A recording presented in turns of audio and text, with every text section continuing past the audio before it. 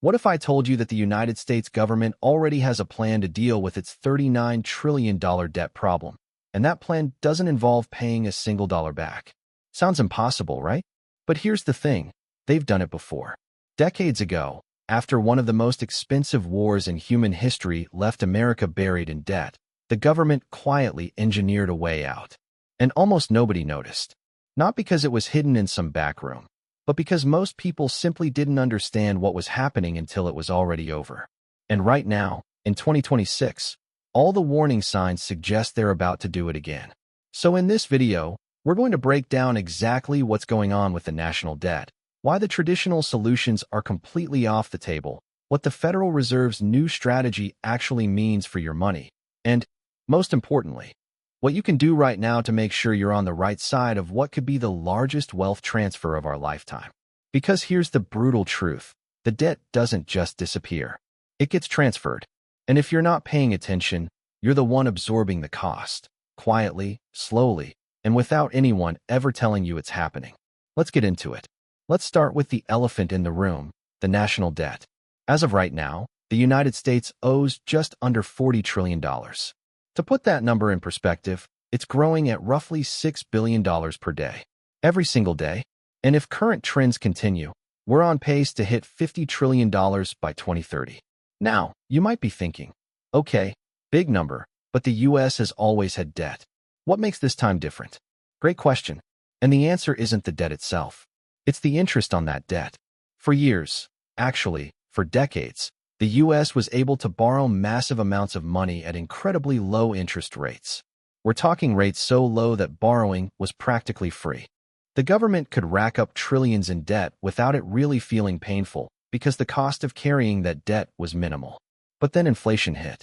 The Federal Reserve raised interest rates to fight it. And suddenly, the United States found itself paying 4 to 5% interest on nearly $40 trillion in debt. Do the math on that. It's staggering. And this is what economists are now calling the debt spiral. Here's how it works. The more money the government borrows, the higher the interest payments get. But higher interest payments increase the deficit. A bigger deficit means the government has to borrow even more. And more borrowing means even higher interest payments. Round and round it goes. The Congressional Budget Office, which is a nonpartisan group that crunches these numbers, now projects that interest payments alone will reach $2.1 trillion per year by 2036. That's not the total debt. That's just the interest. Just the annual cost of carrying the debt. To put that into perspective, that's more than the entire U.S. defense budget.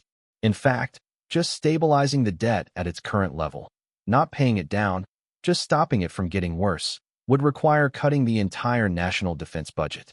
Every ship, every plane, every soldier. Gone. And that still wouldn't be enough. This is the scale of the problem we're dealing with. So what do you do when you're staring down a debt problem this massive? Historically, there are only 3 ways out. Let's walk through each one. This is the responsible, textbook solution. You raise taxes, you slash government spending, you run a surplus instead of a deficit, and over time you grind the debt down. And guess what? It actually works. A study found that to stabilize the U.S. debt, the government would need to implement spending cuts or tax increases of about $827 billion per year. That sounds like a lot, but across the size of the U.S. economy, it's achievable through a combination of raising taxes, cutting wasteful programs, and closing loopholes. So why isn't anyone doing this? Because it's political suicide. No politician, Democrat or Republican, wants to be the one who raises your taxes or cuts your benefits. Not when the next election is 2 years away. So instead, both parties do what they've always done. They kick the can down the road, spend more today, and make it someone else's problem tomorrow. The one big, beautiful bill alone added $4.6 trillion to the 10-year deficit. That's not fixing the problem. That's accelerating it. Austerity is the right answer. In the real world, it's simply not going to happen.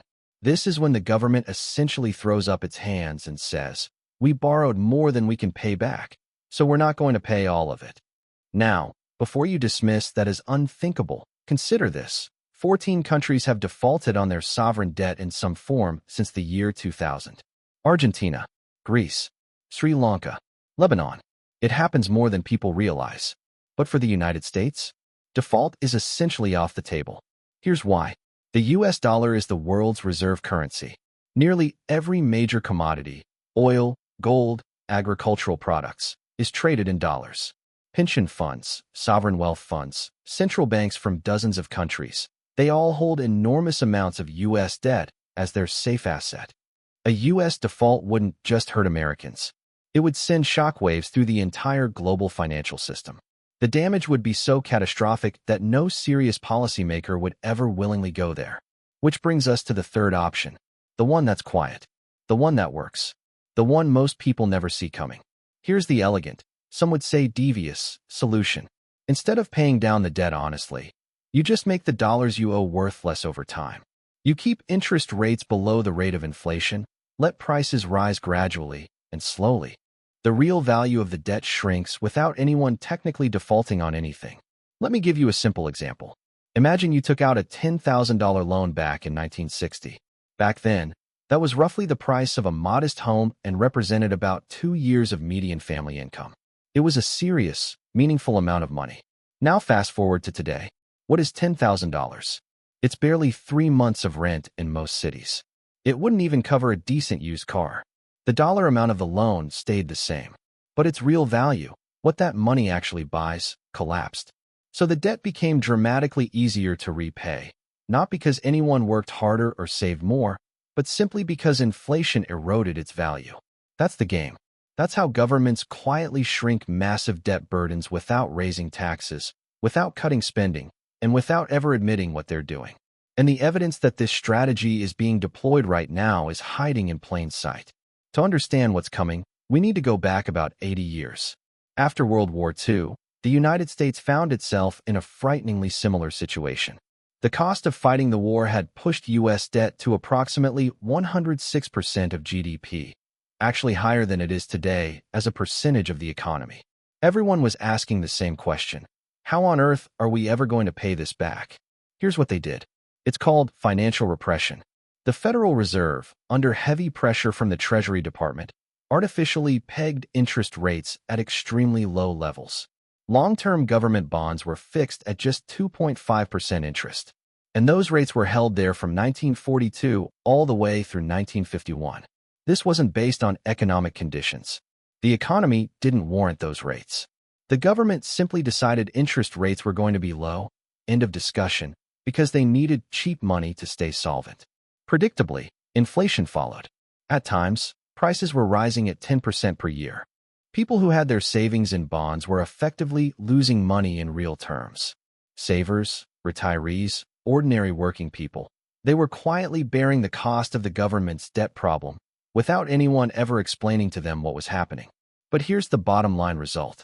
An analysis by the International Monetary Fund found that without this strategy of artificially suppressed interest rates, the U.S. debt-to-GDP ratio would have fallen to about 74% by 1974. Instead, it fell all the way to 23%. Financial repression, not disciplined budgeting, not paying down the debt honestly, was what got America out from under its post-World War II debt burden. And the conditions today are nearly identical to what existed in the late 1940s. This is where things get really interesting for 2026 and beyond. On May 15th, Kevin Warsh was appointed as the new chair of the Federal Reserve, and his economic philosophy is unlike anything we've seen from the Fed in a long time. Here's the core of his argument. Warsh believes the best way to get interest rates down is actually to shrink the Federal Reserve's balance sheet. Now, at first glance, that seems completely backwards. Basic economics says if the Fed sells bonds, supply goes up, prices fall, and interest rates rise. So how does selling bonds lead to lower rates? Here's Warsh's logic, and it's actually pretty compelling. After years of quantitative easing, essentially printing money and buying assets, the Fed is currently sitting on about $6.6 trillion in assets. And because of this, banks are holding enormous excess reserves. To stop those reserves from flooding into the economy and causing runaway inflation, the Fed has been paying banks interest to just sit on the money, basically bribing them not to lend it out. So you have this bizarre situation where the Fed is paying banks to hold on to money that the Fed itself printed. That's expensive, and it's distorting the entire system. Warsh's solution? Shrink the balance sheet. Stop paying banks to hoard money. Let the system normalize. And once the distortion is removed, the Fed actually regains meaningful control over interest rates. It can lower them when needed without immediately triggering an inflation spike. On top of that, Warsh argues that a bloated Fed balance sheet makes investors nervous. It signals that the government is just printing money to fund its own operations. That nervousness gets priced into the market as an inflation risk premium, which keeps long-term interest rates higher than they need to be. A leaner balance sheet sends a signal of discipline, and that premium shrinks. And then there's one more factor in Warsh's thinking: artificial intelligence. His argument is that AI could drive a significant expansion in productivity and economic growth, without the inflationary pressure that normally comes with rapid growth. If AI makes workers dramatically more productive, the economy can grow faster, tax revenues go up, and the debt-to-GDP ratio improves, essentially growing our way out of the problem. If he's right, the Fed lowers rates, the economy booms, and the debt problem slowly resolves itself. If he's wrong, or if AI's productivity benefits are slower to materialize than expected, the national debt continues to compound, and the situation gets considerably worse before it gets better. Now here's where we need to have an honest conversation about something most financial commentators won't touch. The government has a vested financial interest in showing you lower inflation numbers. And the methodology for calculating inflation has been quietly adjusted multiple times over the decades to do exactly that. Let me walk you through two of the biggest examples. The substitution effect. Back in the 1990s, the way the consumer price index is calculated was revised to account for what economists call substitution bias. Here's the idea. If the price of steak goes up significantly, consumers don't keep buying steak. They switch to chicken. So the revised methodology measures what people actually buy after prices rise, the cheaper alternatives, rather than tracking what things used to cost when people could still afford them. Now, there's a real economic argument for this approach. It's not entirely wrong. But here's the convenient side effect. When prices rise and people are forced to trade down to cheaper options, the official inflation number comes in lower than what people actually feel. Because you're measuring the cost of the cheaper life you've been pushed into, not the cost of the life you used to live. The hedonic adjustment. This one is fascinating.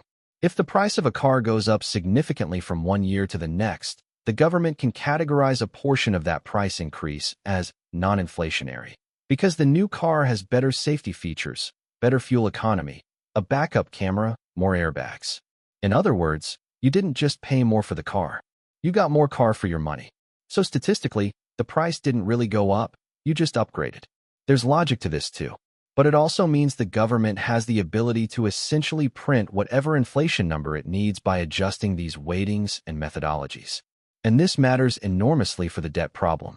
Because many government obligations, Social Security payments, certain bond interest payments, are indexed to CPI. Every 0.25% reduction in the reported inflation rate saves the government hundreds of billions of dollars over time. When an institution has a massive financial incentive for a number to be lower, history suggests that number will, over time, drift lower. The same story plays out in the jobs numbers. We've seen reports come out showing strong job growth, only to be quietly revised months later with far weaker numbers. And here's a detail most people don't realize. If someone takes a second part-time job to make ends meet, that counts as a new job created. So 200,000 people picking up extra work out of financial desperation shows up in the data as 200,000 new jobs. The headline sounds great. The reality is something else entirely. All right, we've covered the problem, the history, the new Fed strategy, and the data issues. Now let's talk about the practical question. What does this actually mean for you, and what should you be doing about it? Here's my honest assessment of where this is likely heading. First, taxes are going up. This one is almost mathematically inevitable. The deficit is growing, and at some point, someone has to pay for it. My expectation is that higher earners will face increased tax rates, more loopholes will get closed, and the government will find creative new ways to generate revenue. The one big, beautiful bill adds trillions to the long-term deficit. That bill eventually comes due, and the people most likely to pay it are those with higher incomes. If you're building wealth, you should be thinking seriously about tax efficiency in your financial planning right now, not as an afterthought. Second, Inflation is going to do the heavy lifting. The government is not going to come out and announce financial repression. There will be no press conference where Jerome Powell's successor says, "We're deliberately keeping rates below inflation to erode the debt." It's going to happen quietly, through gradual pressure on the Fed to keep rates accommodative, through steady price increases that chip away at purchasing power, and through the kind of slow, invisible wealth transfer that most people don't notice until they look up one day and realize their savings don't go as far as they used to. The person who gets hurt most by this scenario? The diligent saver.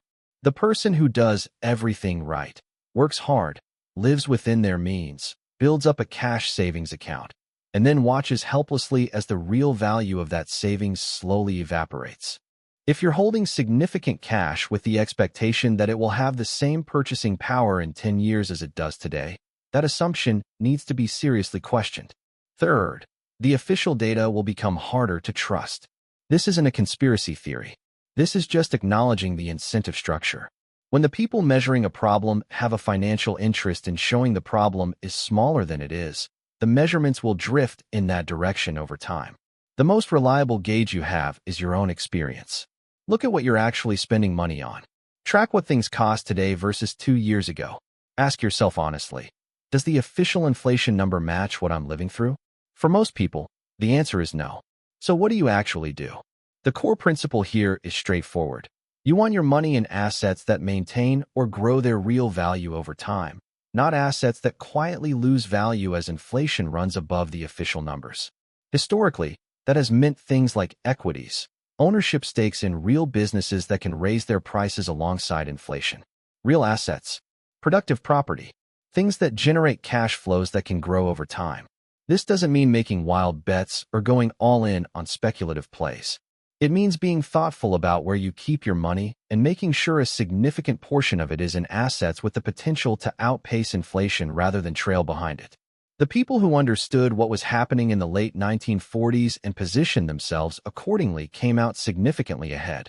The people who kept their savings in bonds, safe assets, got quietly devastated as inflation ate away their returns year after year. History doesn't repeat exactly, but it rhymes loudly. Here's the bottom line. The United States has a $39 trillion debt problem with no politically viable path to paying it down honestly.